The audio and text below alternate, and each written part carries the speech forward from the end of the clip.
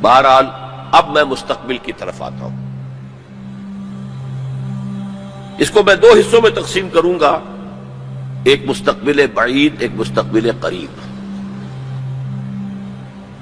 مستقبل بعید جو زیادہ بعید نہیں ہے میرے نزدیک، وہ بہت زیادہ دور نہیں ہے. وہ کیا ہے؟ قرآن مجید کے صغرا کبرا سے بھی ثابت ہوتا ہے. پوری وضاحت کے ساتھ قرآن میں یہ نہیں ہے، لیکن صغرا کبرا قرآن میں موجود ہے، جس کا لازمی نتیجہ ہے جو میں ابھی آپ کے سامنے رکھوں گا. اور احادیث نبویہ سے بڑی وضاحت کے ساتھ ثابت ہے کہ قیامت سے قبل پوری دنیا میں، پورے گلوب پر دین حق اسی طرح غالب آئے گا جیسے کہ حضور کی جد و جہد کے نتیجے میں جزیرہ نما عرب میں غالب آیا تھا.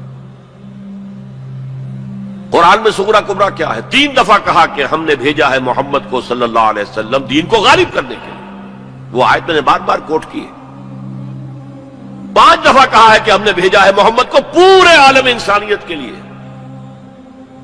سب سے اہم آیت ہے سورہ سبا کی نمبر 28 آیت، وَمَا أَرْسَلْنَاكَ إِلَّا كَافَّةً لِلنَّاسِ بَشِيرًا وَنَذِيرًا. اے محمد ہم نے آپ کو نہیں بھیجا مگر پوری نوع انسانی کے لیے بشیر اور نذیر بنا کر. اب اس صغرا کبرا کو جوڑیے، جب تک پوری دنیا پر دین حق اسی طرح غالب نہ ہو جیسے کہ حضور نے عرب میں کر دیا تھا. حضور کا مقصد بعثت ہنوز شرمندہ تکمیل ہے، اور یہ ممکن نہیں ہے کہ دنیا ختم ہو جائے اور حضور کا مقصد بعثت جو ہے پورا نہ ہو. احادیث کے اندر وہ حدیث جو میں 2 دفعہ آپ کے سامنے لا چکا ہوں، پہلا دور نبوت، دوسرا خلافت علی منہاج النبوہ، تیسرا ملکن عاضن، چوتھا فرمایا ثم تکون ملکن جبریا، پھر ملوکیت ہوگی مجبوری والی، غلامی والی. اب میں نہیں کہہ سکتا کہ اس وقت صحابہ نے اس کا کیا مطلب سمجھا ہوگا. یہ 2 ملوکیتیں علیحدہ علیحدہ حضور نے گنوا دی. آج ہم سمجھ سکتے ہیں کہ پہلی ملوکیت وہ تھی جس میں سلاطین اور ملوک مسلمان تو تھے، کلمہ گو تو تھے، پھر ہم ملکہ وکٹوریہ کے غلام ہو گئے. یہ ملکن جبریت، یہ پورے عالم اسلام کو جو رونق ڈالا تھا کولونیل پاورز آف یورپ نے، یہ اس کی طرف اشارہ ہے. یہ فرمایا یہ دور بھی رہے گا جب تک اللہ چاہے گا، پھر اللہ اسے بھی اٹھا لے گا. And the good news is ثم تکون خلافۃ علی منہاج النبوہ، پھر دوبارہ دنیا میں خلافت علی منہاج النبوہ کا نظام قائم ہوگا. یہ ہے وہ دور جو آنے والا ہے، مستقبل میں آئے گا، لازماً آئے گا. 2 پتنگیں ہیں اڑ رہی ہیں، ان کا پیچ پڑنے والا ہے بہت زبردست. ایک ہے نیو ورلڈ آرڈر جو حقیقت میں جیو ورلڈ آرڈر ہے، ایک ہے جسٹ ورلڈ آرڈر آف اسلام. مقابلہ انہی میں ہونا ہے، اور نتیجے میں بالآخر اسلامی خلافت گلوبل کی طرف تو دنیا جا ہی رہی ہے. گلوبلائزیشن. یہ ملکوں کے درمیان لکیریں تو تقریباً بے ایمانی ہو جائیں گی. ملٹی نیشنلز کی حکومت ہوگی اصل میں، تو باقی حکومتیں جو ہے تو انتظامی قسم کے وہ ایک ریجنز ہوں گے. جیسے کہ پہلی جنگ عظیم سے پہلے پوری امت مسلمہ ایک وحدت تھی. ہاں حکومت یہاں مغلوں کی ہے، وہاں صفویوں کی ہے، لیکن کہیں کسی پاسپورٹ کی ضرورت نہیں، کہیں کسی ویزا کی ضرورت نہیں. کوئی مغرب سے چل کر آتا ہے ابن بطوطہ اور پہنچ جاتا ہے ہندوستان تک، اور یہاں آ کر وزیر بن جاتا ہے. He is not the son of the soil. امت کی وحدت برقرار تھی. یہ امت کی وحدت ختم ہوئی ہے فرسٹ ورلڈ وار کے بعد. المصر للمصریین، الشام للشامیین، العراق للعراقیین، یہ نعرے لگے ہیں امت کی وحدت کو پارا پارا کرنے کے لیے مغرب کے زیر اثر. یہ سب سے بڑی سازش تھی امت کی وحدت کو ختم کرنے کے لیے. بہرحال ایک تو یہ جس کی کے بارے میں حضور نے خبر دی کہ دوبارہ آئے گا خلافت علی منہاج النبوہ کا نظام، اور 2 حدیثیں آپ کو سنا دینا چاہتا ہوں جس میں حضور نے خبر دی ہے کہ اب جب یہ آئے گا تو گلوبل ہو. ایک حدیث ہے حضور صلی اللہ علیہ وسلم کے ایک غلام جنہیں آپ نے آزاد کر دیا تھا، حضرت ثوبان رضی اللہ تعالی ان کی روایت ہے۔ عن ثوبان رضی اللہ تعالی عنہ قال قال رسول اللہ صلی اللہ علیہ وسلم ان اللہ زوالی الارض، اللہ نے میرے لیے پوری زمین کو لپیٹ دیا یا سکیڑ دیا، پوری زمین۔ فرائے تو مشارقہا و مغاربہا، میں نے سارے مشرق دیکھ لیے، سارے مغرب دیکھ لیے۔ وَإِنَّ أُمَّتِي سَيَبْلُغُ مُلْكُهَا مَا زُوِيَ لِي مِنْهَا، اور میری امت کی حکومت ان تمام علاقوں پر قائم ہو کر رہے گی جو مجھے زمین کو سکیڑ کر یا لپیٹ کر دکھا دیے گئے۔ اور یہ روایت کسی دوسرے تیسرے درجے کی حدیث کے ذخیروں میں سے نہیں ہے، مسلم شریف کی روایت ہے، درجہ اول کی کتب۔ اور دوسری حدیث وہ مسند احمد ابن حنبل کی ہے، مقداد الاسود عن المقداد الاسود رضی اللہ عنہ قال قال رسول اللہ صلی اللہ علیہ وسلم لا يبقى على ظهر الارض بيت وبر ولا مدر الا ادخله اللہ کلمۃ الاسلام، اس روئے زمین پر نہ کوئی گھر رہے گا اینٹ گارے کا بنا ہوا، اور نہ کوئی خیمہ ہوگا جو کھالوں کا بنا ہوا، جس میں اللہ اسلام کے کلمے کو داخل نہ کرے۔ بعز عزیز اور ذل ذلیل، یہ داخلہ دو میں سے ایک طریقے پر ہوگا، یا عزت والے کے اعزاز کے ساتھ، یعنی وہ خود اسلام قبول کر لے گا تو اس کے گھر میں یا اس کے خیمے میں اسلام داخل ہوگا، اس کی بھی عزت ہوگی۔ وَلِلَّهِ الْعِزَّةُ وَلِرَسُولِهِ وَلِلْمُؤْمِنِينَ، عزت کا حقدار تو اللہ ہے، اس کے رسول ہے اور اہل ایمان ہے۔ اور ذل ذلیل، یا کسی کمزور کی پستی کی وجہ سے، اگر اسلام قبول نہیں کریں گے تو یؤتوا الجزیۃ عن ید وہم صاغرون، چھوٹے ہو کر رہنا پڑے گا، جزیہ دینا ہوگا۔ گویا کہ اسلام تو اس کے خیمے اور گھر میں بھی داخل ہو گیا، وہ خود محروم رہا۔ جب حضور نے یہ فرمایا تو حضرت مقداد پھر کہتے ہیں کہ میں نے کہا وَيَكُونَ الدِّينُ كُلُّهُ لِلَّهِ، تب ہوگی وہ بات جو سورہ انفال میں آئی ہے کہ دین کل کا کل اللہ کے لیے ہو جائے گا۔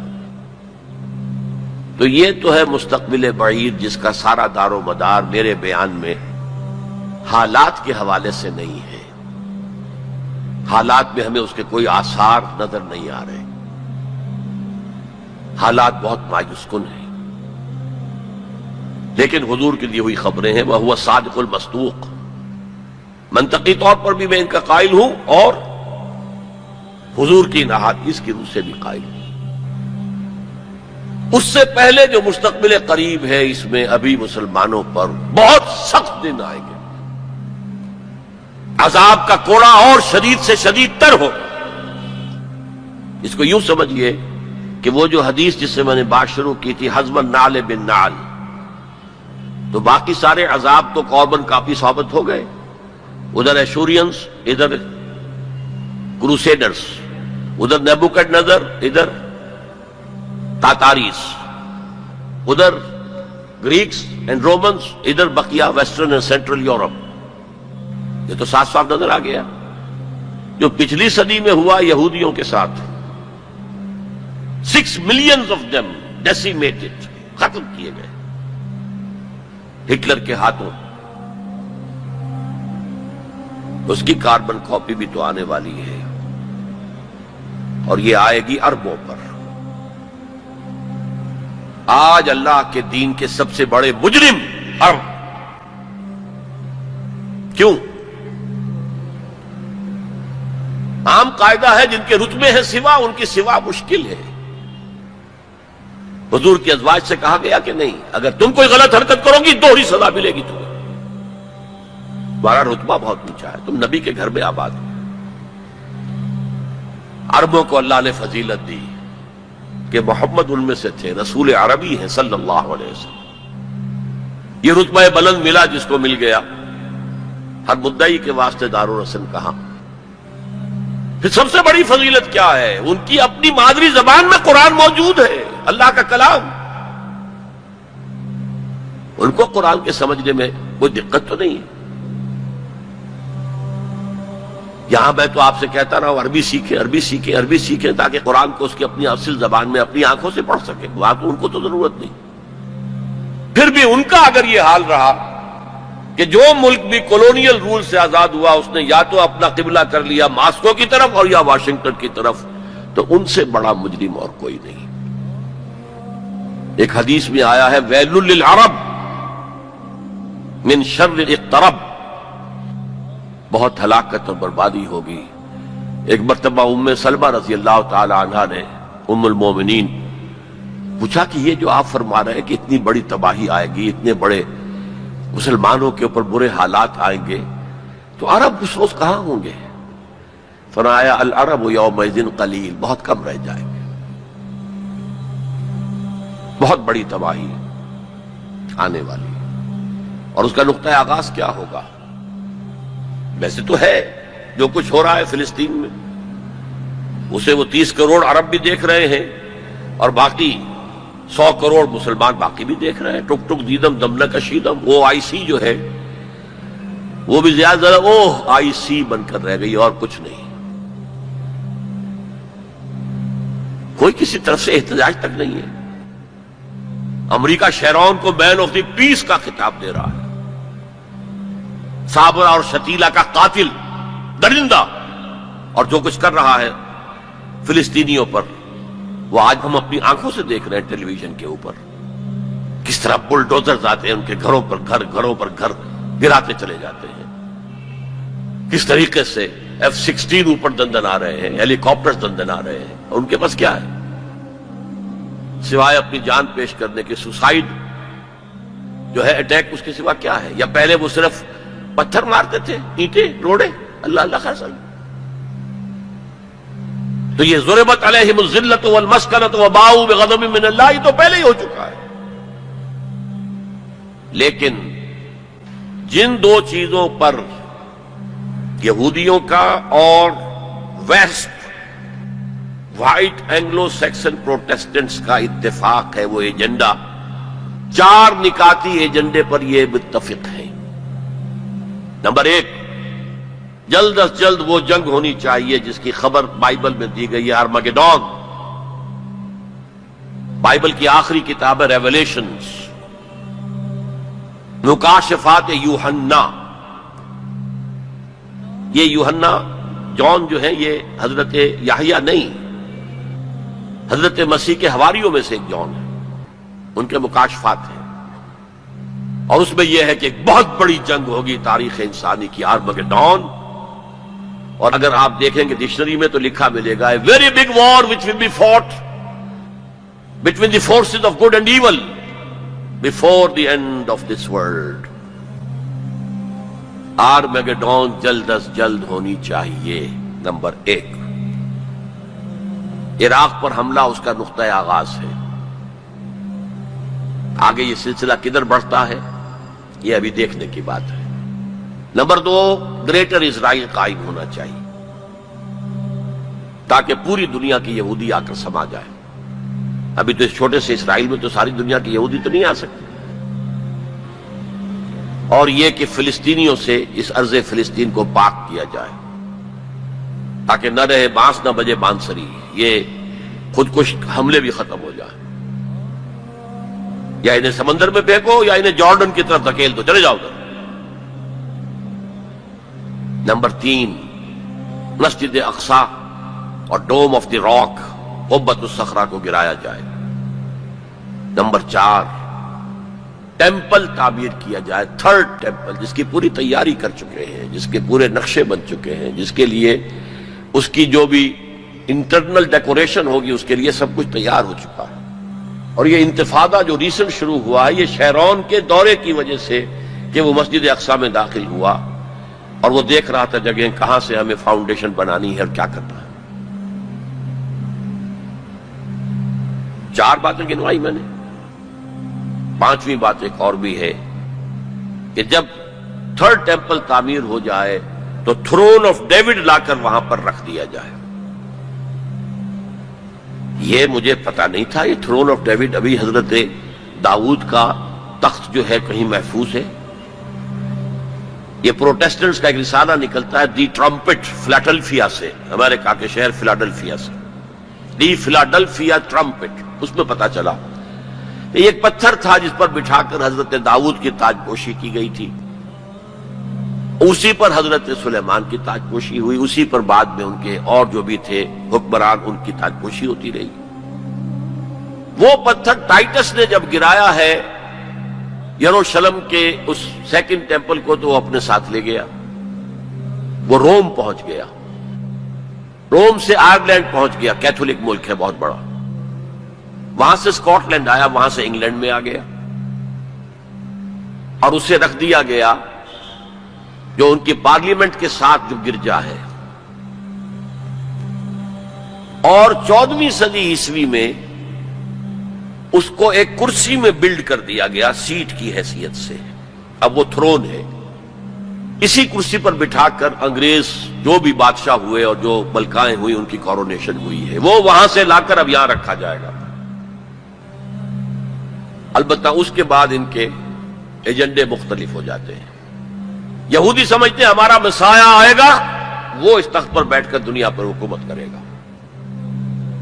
اس کے لیے بھی سمجھ لیجئے ان کے مسیحا سے مراد کیا ہے۔ ان کے ہاں چلی آ رہی تھی پیشین گوئیاں کہ ایک مسیحا آئے گا جو تمہارے دلدر دور کرے گا، تمہیں عظمت تک پہنچائے گا۔ وہ حضرت مسیح آ گئے، انہوں نے مانا ہی نہیں، تو وہ پیشین گوئی جو ہے ابھی موجود ہے۔ دی پوزیشن از ویکنٹ، ابھی تک وہ مسیحا نہیں آیا، they are waiting for their مسیحا، اس لیے کہ مسیح کو تو مانا نہیں۔ اور عیسائیوں کا خیال ہے حضرت مسیح کا جو سیکنڈ نزول ہوگا، سیکنڈ کمنگ، تو وہ اس تخت پر بیٹھ کر حکومت کریں گے پوری دنیا پر۔ یہ ایجنڈا ہے۔ کوئی سبب معلوم ہو سکا ہے آج تک کہ عراق پر کیوں حملہ کیا گیا؟ اور کمال ہے کہ اس قوم نے پھر اسی شخص کو منتخب کر لیا۔ 9/11 کس نے کیا اس کی کوئی کبھی تحقیق ہوئی ہی نہیں،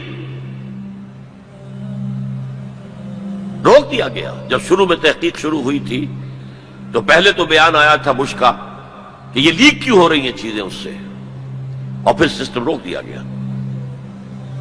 یہ سارا جو معاملہ ہے، history is going towards that direction. لیکن بہرحال اس میں جو مسجد اقصی کی شہادت کے بعد اور قبۃ الصخرہ کے گرانے کے بعد جو خون کھولے گا عرب نوجوانوں کا، اس کا آپ اندازہ نہیں کر سکتے۔ عرب کے اندر جوش تو اب بھی ہے، نوجوانوں میں بہت ہے۔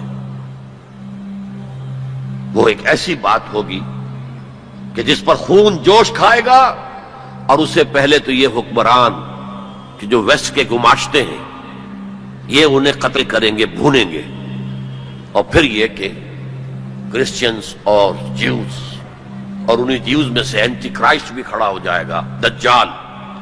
یہ مقابلے ہونے ہیں، لیکن میں اب تفصیل میں نہیں جانا چاہتا۔ لیکن ان کے ذریعے سے عالم عرب پر تو بہت بڑا، بہت سخت عذاب آئے گا۔ باقی عالم اسلام دوسرے درجے میں ہے، مجرم۔ ہم سمجھتے ہیں کہ نمبر 2 پر ہم مسلمانان پاکستان ہیں، جنہوں نے اس ہندوستان کی تقسیم اسلام کے نام پر کروائی، اور 57 برس گزر گئے ہیں کہ اس اسلام کا کوئی نام و نشان وہاں نہیں ہے۔ وہی اسلام ہے جو ہر جگہ ہے، یہاں بھی ہے، مسجدوں میں آپ بھی جا رہے ہیں، ہم بھی جا رہے ہیں۔ لیکن وہ اسلامی نظام جو کہا گیا تھا کہ اسلام کے اصول حریت و اخوت و مساوات کا ایک نمونہ دنیا کو دکھانا چاہتے ہیں، وہ کہاں ہے؟ لیکن یہ کہ جہاں تک عرب پر اس عذاب خداوندی کا تعلق ہے، اس کا تو مجھے یقین ہے ہوگا، اور ہولوکاسٹ سے کم 10 گنا ہوگا، خاکم بدہن۔ جیسے نیبوکڈنیزر کے ہاتھوں جتنے مرے تھے، اس سے 100 گنا جو ہے وہ تاتاریوں کے ہاتھوں مرے۔ لیکن یہ کہ باقی امت جو ہے، شاید اللہ تعالی ہمیں ہدایت دے دے، شاید اللہ تعالی قوم یونس کی طرح ہمیں توبہ، اجتماعی توبہ کی توفیق دے دے۔ اللہ کی رحمت سے ہم اس اعتبار سے مایوس نہیں ہیں، اپنی جو بھی ہماری بساط ہے کوشش کر رہے ہیں کہ وہاں پر اسلامی نظام آ سکے جس کے لیے وہ ملک بنایا گیا تھا۔ بہرحال یہ ہے میرا تجزیہ مستقبل کے بارے میں۔ دین کی بات پھیلانا صدقہ جاریہ ہے، ثواب کی نیت سے ویڈیو کو شیئر ضرور کیجیے۔ جزاک اللہ۔